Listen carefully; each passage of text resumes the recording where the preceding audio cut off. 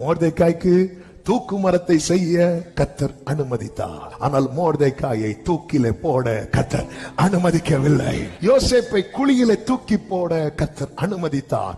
ஆனால் அந்த குழியை மூடி போட கர்த்தர் அனுமதிக்கவில்லை.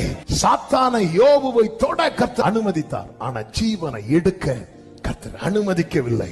சாத்ராக் மேஷாக் ஆபேத்நேகோவை அக்கினி சூளையிலே போட கர்த்தர் அனுமதித்தார். ஆனால் அந்த அக்கினி அவர்களை பலம் செய்ய கர்த்தர் அனுமதிக்கவில்லை.